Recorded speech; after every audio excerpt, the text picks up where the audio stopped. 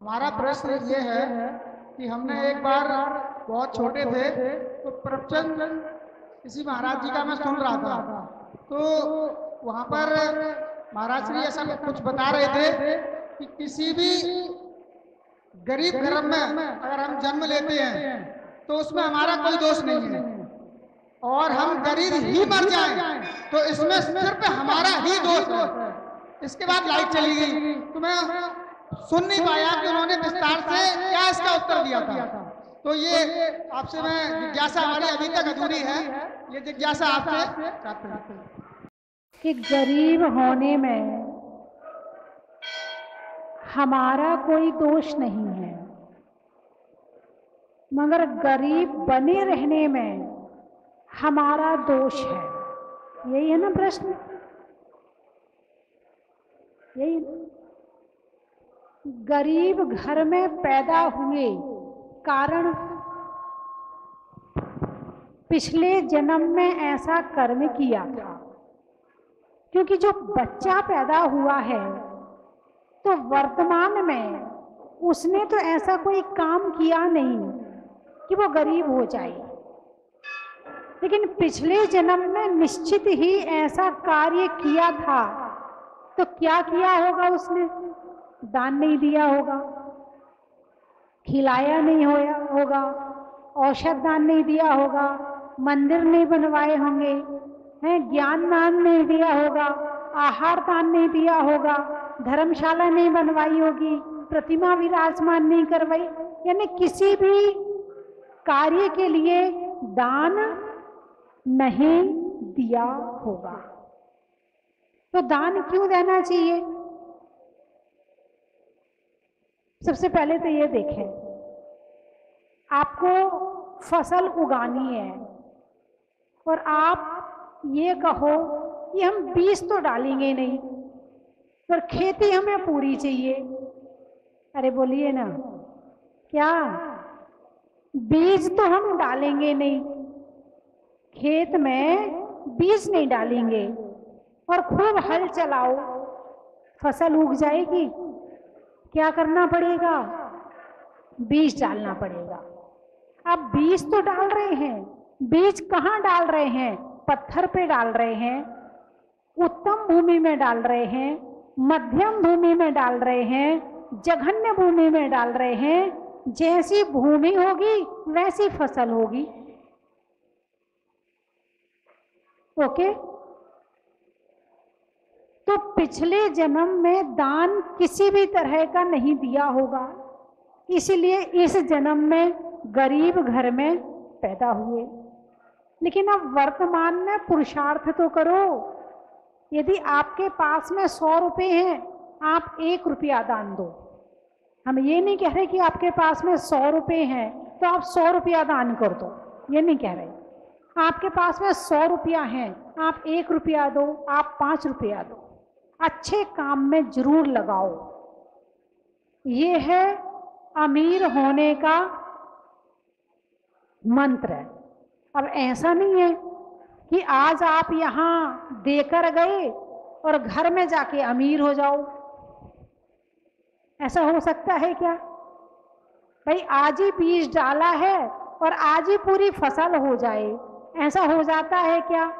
बीज डालने के बाद उस खेत की रक्षा करनी पड़ती है, बाड़ लगानी पड़ती है, पशुओं से बचाना पड़ता है, पानी डालना पड़ता है, धूप भी चाहिए, तूफान भी ना आए तब कहीं जाके वो फसल खड़ी होती है। आपने जो दान दिया है उसमें बाड़ भी लगानी पड़ेगी।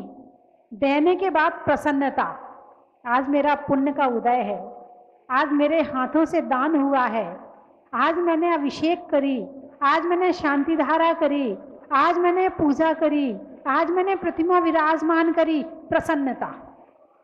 उसके बाद बस देना पड़ा। अब हमारा पड़ोसी दे रहा था, हम ना देते तो अच्छा नहीं लगता, दिया भी और देकर खत्म कर दिया। अरे ऐसे तो दान देना ही पड़ता, जहां जाओ वहीं को दान देना पड़ता है। हम नहीं दे रहे दान, दे तो दिया, वहां पे दिया भी और खत्म भी कर दिया, पता नहीं चलता। अपना दिया हुआ दान हम अपने हाथ से ही खत्म कर देते हैं। देने के बाद में एक होता है छिपाकर और एक होता है छपाकर। क्या? बीज को मिट्टी में डाला, डालने के बाद वो ऊपर ही रहता है या जमीन के अंदर जाता है? जमीन के अंदर जाता है, तभी अंकुरित होता है। ये हो गया छिपाकर देना। और जमीन को दिखाकर जमीन के ऊपर डालो ताकि सबको नजर आए, तो उसका पेड़ नहीं बनेगा। आपने दिया और छपा दिया। क्या? दिया और छपा दिया, यानी आपने खा लिया, अब उसका पेड़ नहीं बनेगा। तो गरीब बने हैं तो पिछले जन्म में नहीं दिया था, और अभी भी गरीब बने हैं तो पिछला कर्म तो चल ही रहा है, वर्तमान का पुरुषार्थ भी नहीं चल रहा है। तो वर्तमान में भी पुरुषार्थ करें, और उसके बाद भी यदि कर्म नहीं कटते हैं तो धर्म को दोष मत देना। धर्म में कमी नहीं है, हमारे भावों में कमी है। एक बुढ़िया थी, उसने देखा एक मुनिराज का आहार चल रहा है। रिद्धिधारी मुनिराज थे, देवता आए ऊपर से, उन्होंने पंचवृष्टि करी, पंचरत्न वृष्टि करी, आंगन भर गया रत्नों से। अच्छा, मुनिराज को आहार देने से रत्नों की वृष्टि होती है, चल मैं भी चौका लगाऊंगी। उसने चौका लगा लिया। मुनिराज ने खीर आहार में ली थी, उसने भी खीर बना ली। मुनिराज सामने से आ रहे हैं, पड़गाहन किया, अरे आ गए मुनिराज जी, वही हैं, आज तो रत्नों की वृष्टि होगी मेरे यहाँ। पड़गाहन किया, अंदर ले गई। अब मुनिराज को खड़ा किया आहार के लिए, और ऊपर देख रही देवता आए कि नहीं आए, देवता आए कि नहीं आए। क्यों आहार दे रही है? अरे बोलिए ना, आहार देने का उद्देश्य आहार देना है या रत्नों की वृष्टि है? अब उसने खीर निकाली, फिर देखी देवता आए कि नहीं आए, अभी तो नहीं आए, चल दूंगी शायद तब आएंगे। अब वो ऊपर देख रही है और सामने अंजलि में आहार दे रही है, और खीर इतनी गर्म थी कि मुनिराज का अंतराय हो गया। मुनिराज बैठ गए और आहार लिए बिना चले गए। दान देने का क्रम है, दान देने के भाव हैं। दान किस तरह से दें कि फलीभूत हो।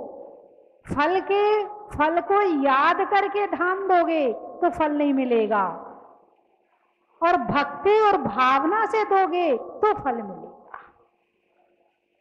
तो गरीब होना अलग बात है, गरीब बने रहना अलग बात है, और विचारों से गरीब होना अलग बात है। सबसे पहले तो आप विचारों से अमीर बने। किससे अमीर बने? विचारों से अमीर बने, खुले हाथ से दें। यदि घर में कोई आया है और एक ही रोटी है, क्या करोगे? खाओगे या खिलाओगे? देख लो। पहले के लोग भोजन बनाने के बाद इंतजार करते थे कोई आ जाए तो उसको खिलाकर खाएं, और अब भोजन बना के रखा है और कोई आ गया तो इंतजार करते हैं ये कब जाए तो भोजन करें। पहले लोग पेट भर खिलाते थे, अब लोग प्लेट भर खिलाते हैं। पहले भावना से खिलाते थे, ढूंढ ढूंढ के लाते थे। आज मेरे घर में कोई अतिथि नहीं आया, ढूंढ तो लूं शायद कोई मिल जाए। अब कोई आ जाए तो लगता है ये कब जाए तब हम अपना भोजन करें। और जितनी जितनी भावनाओं में कमी हो रही है उतना उतना दुख बढ़ रहा है। तो गरीब होना अलग बात है और गरीब विचारों से होना अलग बात है। विचारों से गरीब ना बने। हाँ, अभी एक कल प्रश्न आया था, बोले अच्छा जो धनवान है वो तो अपना धन बड़ा दिखाते हैं, देते हैं, दिखाते हैं। तो मैंने कहा इसमें तुम्हें कष्ट क्यों हो रहा है? उसका धन है, वो दे रहा है, तुम पाप क्यों कमा रहे हो? तुम हर्ट क्यों हो रहे हो?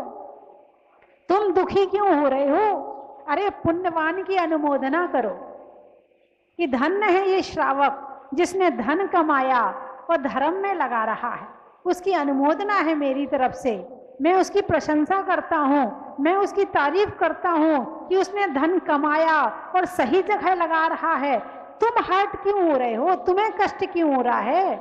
तुमसे देखा भी नहीं जा रहा है। इसका मतलब पहला पाप कर्म कि तुमने कमा नहीं पाए, दूसरा पाप कर्म तुम दे नहीं पा रहे, और तीसरा पाप कर्म कि वो दे रहा है तो उसके माध्यम से तुम पाप का बंद कर रहे हो। अनुमोदना तो कर नहीं रहे हो, बंद कर रहे हो। अरे बोलिए ना। तो विचारों से अमीर कोई भी बन सकता है। विचारों से अमीर बनने के लिए धन की जरूरत नहीं है, विचारों से अमीर बनने के लिए अच्छे भावों की जरूरत है। मेरा प्रश्न ये है माता जी, अपन जब पूजा करते हैं हम लोग, उसमें महाअर्घ के बाद में एक लाइन आती है, मुनि आर्य का नाम, श्रावक श्रावे का नाम, सकल कर्म यथार्थम जन अर्घ प्राप्त अर्घ विद्वान संस्था। इसमें श्रावक श्राविका इनको जो अर्घ चढ़ाते हैं, इस लाइन का मतलब समझ। ये नाम शांति धारा में भी आता है, ये नाम अभिषेक के मंत्र में भी आता है, मुनि आर्यिका श्रावक श्राविका। इसके बाद शब्द आता है सकल कर्म क्षयार्थम। आपने मुनि आर्यिका श्रावक श्राविका तो पढ़ लिया और उसका अर्थ निकाल लिया। हम श्रावकों को अर्घ क्यों चढ़ाएं? आप श्रावक को अर्घ नहीं चढ़ा रहे, आप श्राविका को अर्घ नहीं चढ़ा रहे। सकल कर्म क्षयार्थम है, मुनियों के, आर्यिका के, श्रावक के, श्राविका के, सकल कर्मों का क्षय हो, इस भावना से मैंने जिनके अर्घ में नाम लिए हैं मैं उनको अर्घ चढ़ाता हूं। सकल कर्म क्षयार्थम, कर्मों के क्षय के लिए इन चारों का नाम लिया है। इसको कहते हैं चतुर्विध संघ, मुनि आर्यिका श्रावक श्राविका। माता जी एक प्रश्न, कर्म और भाग्य की चर्चा में धर्मानुसार सभी कार्यों के लिए निमित्त होना जरूरी है और निमित्त भाग्य से ही बनता है। तब कर्म की प्रधानता क्या रह जाती है? फिर तो भाग्य ही कर्म से प्रधान हुआ। और शास्त्रों में उल्लेख के अनुसार प्रथम तीर्थंकर भगवान आदिनाथ के समोशरण में मारीच के जीव की नियति जैन धर्म के 24 तीर्थंकर भगवान महावीर के रूप में फिक्स हो गई थी। इस स्वरूप से भी भाग्य प्रदान ही लगता है। एक शब्द है कर्म, है ना? कहा जाता है कि पिछले जन्म का कर्म इस जन्म का भाग्य है और इस जन्म का कर्म अगले जन्म का भाग्य है। कोई भी बात 70% से कही जाती है। अब कर्मों के अंदर घुसो, ठीक है? तो 8 कर्म है। पहले कर्म कहा, फिर 2 भेद करो, शुभ कर्म अशुभ कर्म। अब इनके और भेद करो तो ज्ञानावरण, दर्शनावरण, वेदनीय, मोहिनी, आयु, नाम, गोत्र और अंतराय। और फिर नाना कम्मा नाना जीवा, जितने जीव हैं उतने कर्म हैं। जैसे रंग कितने हैं? 5। रंग कितने हैं? 5। तो क्या रंग 5 ही हैं क्या? अरे बोलिए ना। नहीं, रंग तो 5 ही हैं। अब उसमें काला में नीला मिला दिया, काला में लाल मिला दिया, सफेद में लाल मिला दिया, तो तरह तरह के रंग पैदा हो गए। ऐसे कर्म के जो स्वभाव हैं वो 8 प्रकार के हैं। उसके बाद जितने जीव हैं उतने तरह के कर्म हैं, ठीक है? अब इनके जो कर्म हैं, जो 8 कर्म हैं, 148 प्रकृतियां हैं, इसके जो 10 करण बताए हैं, बंध, उदय, सत्व। कर्मों का बंध होना, कर्मों का उदय होना, कर्मों का सत्ता में पड़ा रहना, है ना? उपशम, उपशम, संक्रमण, निधत्ति, निकाचित और 10 भेद हैं इसके। तो जो निधत्ति निकाचित कर्म है वो कर्म तो भाग्य कहलाता है।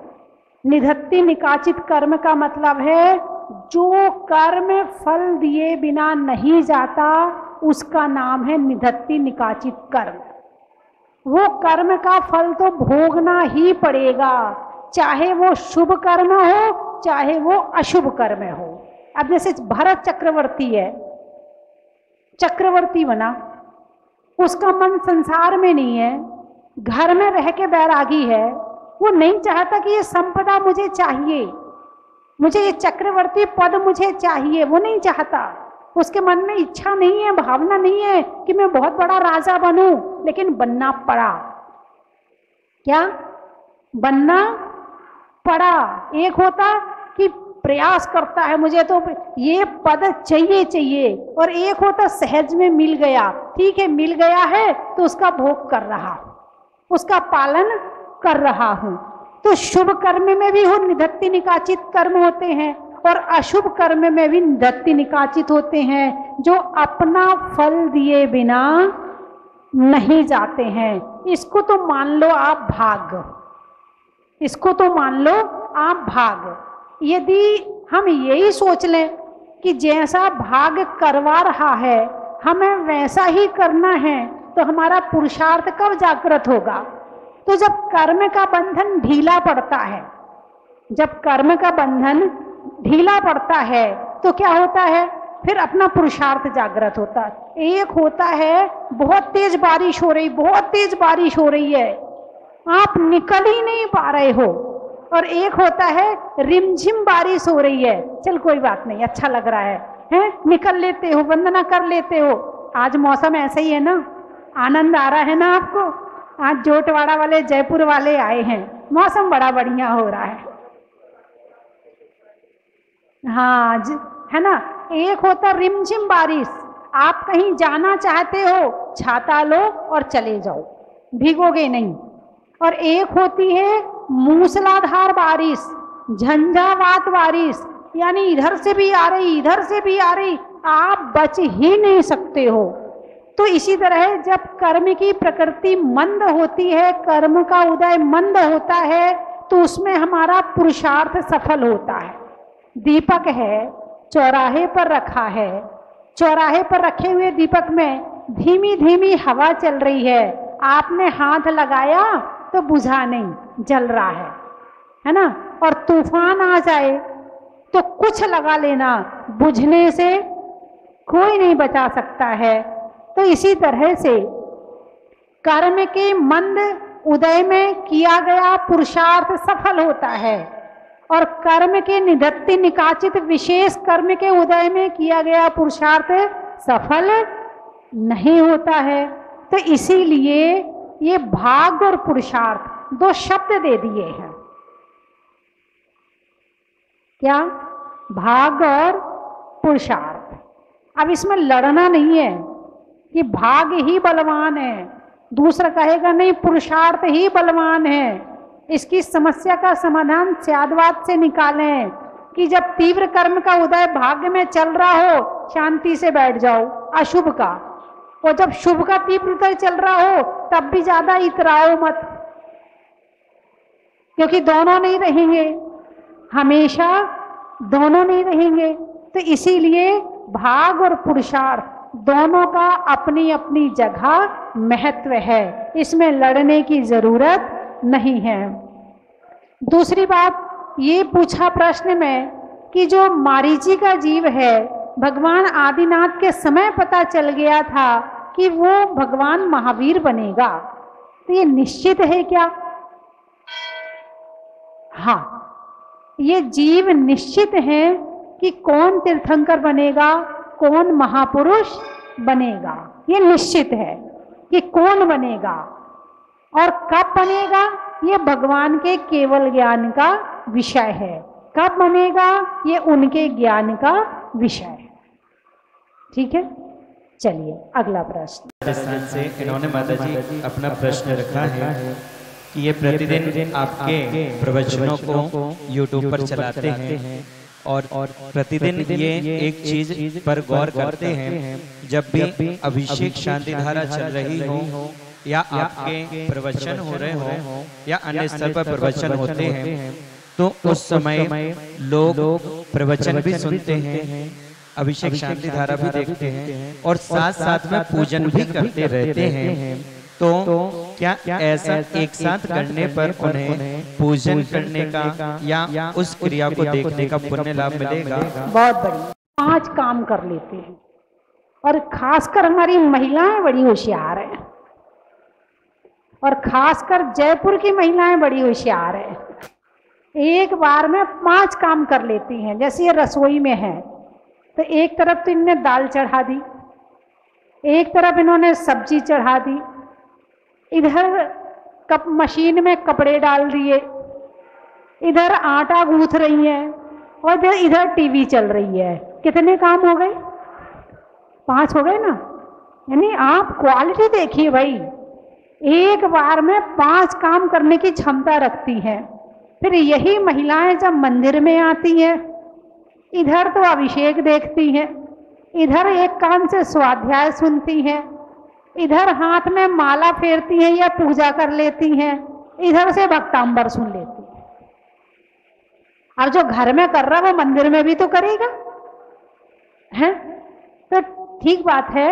हालांकि हमारा जो उपयोग है वो एक समय का होता है और एक समय बहुत छोटा होता है, बहुत छोटा होता है।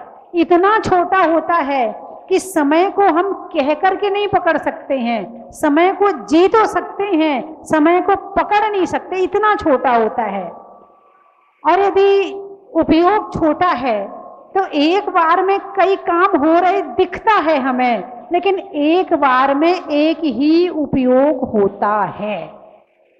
या तो एक बार में आप अभिषेक देख रहे हैं या एक बार में आप पूजा कर रहे हैं, आपका उपयोग एक बार में एक ही जगह होता है ना। अब रही बात सही है या गलत है, प्रश्न आपका ये है कि ये सही है या गलत है। अब बताओ मैं क्या कहूँ, मैं ही असमंजस में हूँ, क्योंकि जो भी कर रहा है वो सारे ही धर्म के काम है ना। तो उपयोग की स्थिरता के साथ किए जाएं तो वो चीज हमारे अंदर जाती है, और उपयोग की बिना स्थिरता के साथ किए जाएं तो वो चीज हमारे अंदर नहीं जाती है। हाँ, पूजा अभिषेक देख रहे हो, थोड़ी देर के लिए पूजा रोक दो। एक बार आपने अभिषेक देखा, भाव से अभिषेक देखा, प्रभु को याद किया, प्रभु का नमन याद किया, अभिषेक देख के नमस्कार करके फिर अपनी पूजा शुरू कर दो। ऐसा हो सकता कि नहीं हो सकता? ऐसा ही करना चाहिए। एक बार में अच्छे से अभिषेक देख लिया, अब आप पूजा कर लो, तो पूजा में भी मन लगेगा और अभिषेक में भी मन लगेगा, और दोनों को साथ साथ करोगी तो स्थिरता बनने वाली नहीं।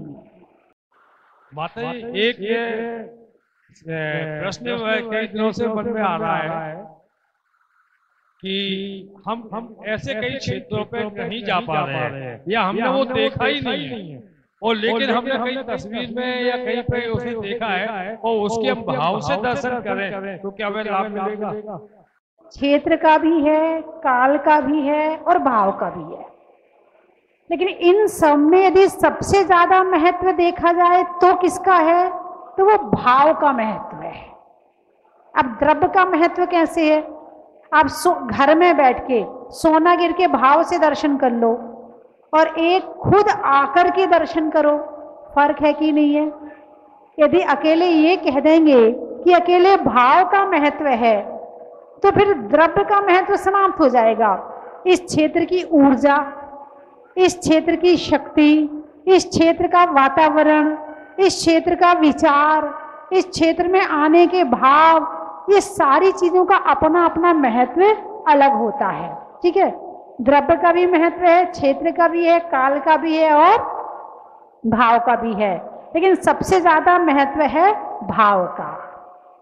अब आप यहां से दर्शन करके चले गए, अब आप अब रोज तो आ नहीं सकते, लेकिन रोज आंख बंद करके भावों के द्वारा दर्शन तो कर ही सकते हो, तो भाव का महत्व भी हो गया, है ना।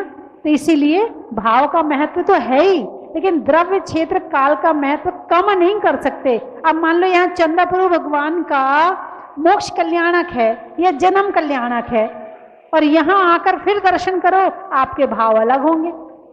सामान्य समय में आके करो, भाव अलग होंगे। घर में बैठ करके करो, भाव अलग होंगे, है ना। तो द्रव्य का महत्व भी है, क्षेत्र का भी है, काल का भी है और भाव का। जिन प्रतिमा को विराजमान करने का कितना पुण्य और कितना फल हमें कब कब और किस समय तक मिलता रहता है, ये मेरा आपसे प्रश्न है। आप लोग सोनागिर आए हैं, किसके दर्शन करने आए? अरे बोलिए ना, आप किसके दर्शन करने आए? अरे बोलिए ना, जिन प्रतिमा के। यदि मात्र पहाड़ होता और ये कहा जाता कि पहाड़ के दर्शन करने जाना है, आते? नहीं आते, है ना। किसके दर्शन करने आए हो? जिन प्रतिमा के। तो जिन प्रतिमा अकेली है या जिन प्रतिमा के लिए मंदिर भी बनाया है? मंदिर के लिए जिन प्रतिमा बनाई है या जिन प्रतिमा के लिए मंदिर बनाया है? जिन प्रतिमा के लिए मंदिर बनाया है। आप दर्शन करने कितने भावों से दर्शन कर रहे हैं, कितना आनंद आ रहा है ना। ये जिन प्रतिमा जिसने विराजमान करी है, इसका छठवां हिस्सा वो आज किसी भी गति में होगा, उसके पास में पहुंच रहा है। यह जिन प्रतिमा के विराजमान करने का महत्व। पहली बात, एक है अपने गांव के मंदिर में जिन प्रतिमा विराजमान करना, एक है तीर्थ पर जिन प्रतिमा विराजमान करना। तीर्थ पर दर्शन के भाव अलग होते हैं और अपने मंदिर में दर्शन के भाव अलग होते हैं। और साक्षात जिन प्रतिमा का महत्व तो साक्षात मोक्ष है। कहा जाता है एक इमली के पत्ते के बराबर मंदिर बनाना और राई के बराबर जिन प्रतिमा विराजमान करना, इसका भी महत्व है। फिर तो इतनी विशाल प्रतिमाएं विराजमान हो रही हैं। अभी पिछली 16 तारीख में जयपुर से जब आपके सुरेश जी, क्या नाम, सुभाष जी और सूर्य प्रकाश जी और अमरचंद जी दीवान और आपके कई साथी अभी पिछले बार जब यहाँ आए थे तो मेरे ख्याल से 5-10 प्रतिमाएं, 11 प्रतिमाएं जयपुर वालों की तरफ से अभी जो सहस्त्रकूट बन रहा है उसमें विराजमान करने का की घोषणा हुई थी। जहां जुड़ जाएं, अभी तक लोग ये कहते थे दिल्ली वाले जहां जुड़ जाएं, लेकिन मैं ये कहती हूँ कि जयपुर वाले जहां जुड़ जाएं वहां कोई काम अधूरा रहने वाला नहीं है। और जयपुर वालों के लिए मेरी प्रेरणा है कि आप इस सोनागिर सिद्ध क्षेत्र से जुड़े, ताकि ये सोनागिर सिद्ध क्षेत्र, क्योंकि जयपुर रत्नों की नगरी है, इसे सोने की बना दे। आजकल एक नाम अपना इंडिया और एक नाम भारत है। तो भारत जो देश नाम पड़ा अपना, वो प्रथम तीर्थंकर भगवान आदिनाथ के पुत्र भरत के नाम पड़ा हुआ है। और अभी क्या है कि कुछ प्रधानमंत्री नरेंद्र मोदी ने अपने इंडिया का नाम भारत करने की काफी पुरजोर कोशिश कर रहे हैं, लेकिन कुछ पार्टियां उसका विरोध कर रही है। तो मैं आपसे मेरा ये निवेदन है कि अपने ये इंडिया का नाम भारत हो जाए और प्रथम तीर्थंकर भगवान आदिनाथ अपने प्रथम उनका भी जय जयकार हो जाए, अपने साधु संतों का नाम जय जयकार हो जाए। क्या है, हमें किसी भी चीज को उसकी क्वालिटी से नहीं नापते। हर चीज का वहां राजनीतिक मुद्दा बनाया जाता है ना। यदि वो जो व्यक्ति विरोध कर रहे हैं ना, वो यदि इस पार्टी में आ जाए तो वो कहेंगे भारत होना चाहिए, और वो ये कोई दूसरा उस पार्टी में चला जाए वो कहेगा इंडिया होना चाहिए। विरोध भारत का नहीं है, विरोध इंडिया का नहीं है, विरोध है पार्टी का। यदि इसने कहा है कि भारत होना चाहिए तो मैं नहीं होने दूंगा, और मैं कह दूं कि हमें भारत होना चाहिए तो हो जाना चाहिए। यदि मेरी पार्टी के, यानी विरोध इस बात का नहीं है, व्यक्ति का विरोध है। जबकि व्यक्ति का विरोध अपनी जगह है, जो कार्य है, अच्छा कार्य है, वो अपनी जगह है। एक बार मैं आहार करके वापस आ रही थी, बहुत दिन पहले की बात है, तो इलेक्शन का टाइम था। मेरे पीछे जो आहार करा के मेरे साथ लोग चल रहे थे, वो आपस में इलेक्शन की चर्चा कर रहे थे। तो उनमें से एक बोला, यदि कांग्रेस के नाम पर कुत्ता भी खड़ा करोगे तो मैं वोट कुत्ते को दूंगा। यानी आदमी की कोई कीमत नहीं है, क्वालिटी की कोई कीमत नहीं है, योग्यता की कोई कीमत नहीं है। कीमत तो केवल उसकी है कि मैं किस पार्टी का हूं। शब्द यही थे उसके, मैं शब्द नहीं बदल रही हूं। करीब 25 साल पहले की बात है, 25 साल पहले की। बोले कुत्ते को भी खड़ा करोगे तो वोट मैं उसी को दूंगा। हमारे यहाँ पता नहीं क्या कर्म का उदय आ गया है कि हम क्वालिटी पे ध्यान ना दे करके हम अपनी पार्टी पे ध्यान देते हैं। इसी कारण से हमारे भारत की क्वालिटी, जो आने वाली जो भविष्य वर्तमान की पीढ़ी है, वो विदेश जा रही है। आज चाहे तुम्हारा गूगल हो, चाहे तुम्हारी सॉफ्टवेयर कंपनियां हो, चाहे तुम्हारे कंप्यूटर मोबाइल कोई कंपनी हो, हर जगह वहां का हेड मिलेगा भारत का। कहां का मिलेगा? तो जो काम वो उनके लिए कर रहा है, क्या वो काम भारत के लिए नहीं कर सकता था? अरे बोलिए ना। आज सारी दुनिया का पैसा इकट्ठा होके एक देश में जाता है, क्यों? क्योंकि वहां पर उनने वो ऐसा काम किया है। हमारा पैसा भी विदेशों में जा रहा है, क्यों? क्योंकि हम वो काम नहीं कर पाए, विदेशी ने कर लिया। और उसने नहीं किया है, वहां जाकर हमारे भारत वालों ने किया है। और उनके देश का पैसा बढ़ा रहा है, पूंजी बढ़ा रहा है, उस देश का नाम कर रहा है कौन? भारत वाले। तो हमारे यहाँ क्यों नहीं हुआ ऐसा? क्योंकि हमारे यहाँ तो सबसे ज्यादा ध्यान गरीबों पे दिया जाता है। गरीबों पे कितना पैसा बांटना है, गरीबों को क्या देना है। जितने अच्छे पढ़े लिखे बच्चे हैं उन पर ध्यान नहीं दिया जाता है, ना उन्हें पैसा दी जाता है, ना नौकरी दी जाती है। उन पर गरीबों के लिए क्या करना है? तो बस जो गरीबों पे ध्यान देगा वो गरीब ही बन जाएगा। बात समझ में आई कि नहीं आई? अमीरों को परेशान किया जाता है और गरीबों पर ध्यान दिया जाता है। और यही कारण है कि हमारा देश आगे नहीं बढ़ पा रहा है, क्योंकि हमारे उद्देश्य गलत है। और जो हमारा नाम भारत ही है, हमारे देश का नाम।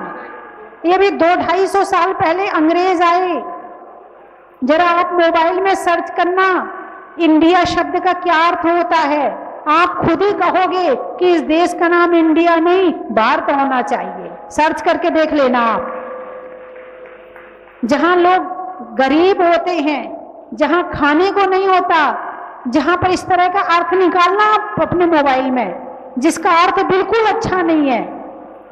यदि आप लोग वास्तव में भगवान आदिनाथ के भक्त हैं और इस देश का नाम भारत चाहते हैं, तो पार्टीबाजी को छोड़कर इस देश का नाम भारत ही होना चाहिए। इसमें आप ना मोदी को देखें, ना गांधी को देखें, केवल ये देखें कि मुझे अपने देश का नाम भारत वापस चाहिए। ठीक है? मैं किसी पार्टी से नहीं बंधी, मैं किसी राजनीतिक दल में नहीं हूं। और इसका उदाहरण ये है, मैं कोई अखबार भी नहीं पढ़ती। मुझे 10-12 साल हो गए, 15 साल मैंने अखबार नहीं पढ़ा। मुझे परसों बताया, बोले दिल्ली बंद है। मैंने पूछा दिल्ली क्यों बंद है? बोले आपको नहीं पता? मैंने कहा नहीं, मुझे नहीं पता। बोले वहां पर G20 कुछ होने वाला। बोले सारी दुनिया में खबर है और आपको खबर नहीं है।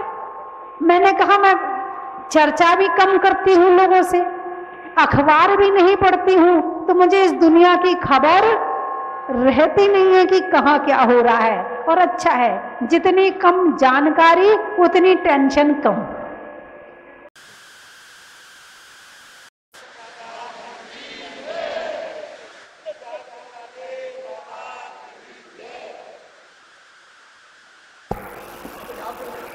अच्छा ठीक, अब